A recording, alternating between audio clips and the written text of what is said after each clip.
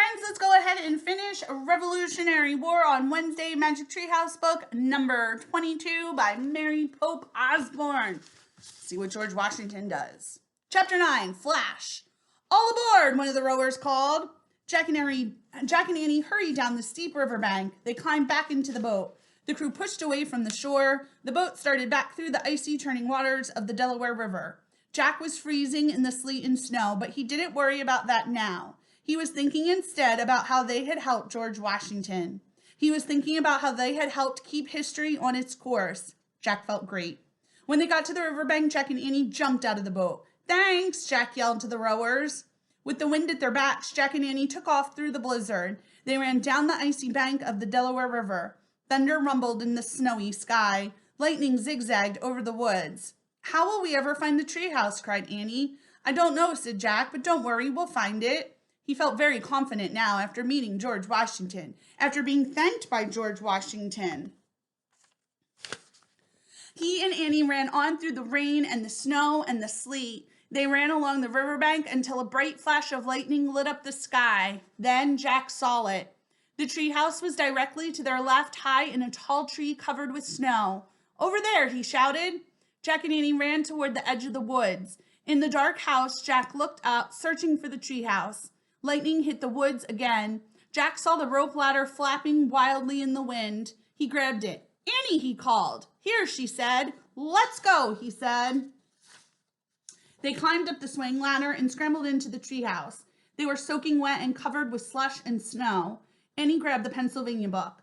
"I wish we could go there," she shouted. The wind blew even harder. The treehouse started to spin. It spun faster and faster. Then everything was still. Absolutely still. Chapter 10, This Peaceful Place.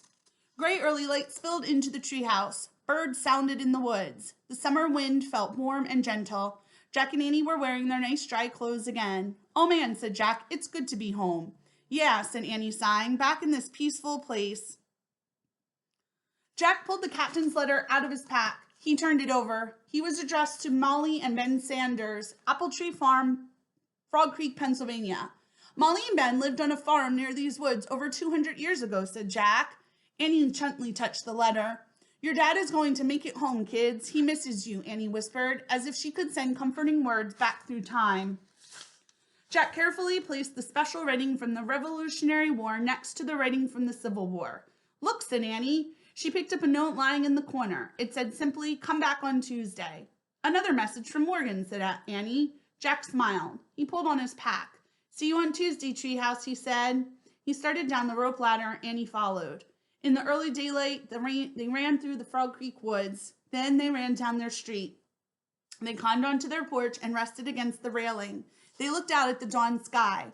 Jack remembered the whoosh of the cold wind on the Delaware. He remembered the hiss of the wet snow and the slosh of the icy waves. He remembered George Washington reading to his men. "The harder the conflict, the more glorious the triumph," Jack whispered. "Those words are true," said Annie. "It was a hard conflict, and I feel kind of glorious right now, don't you?" Jack laughed. "Yeah, definitely," he said. Then he and Annie slipped into their quiet, peaceful house. The end. All right, my friends. Jack and Annie did it. Another mission down.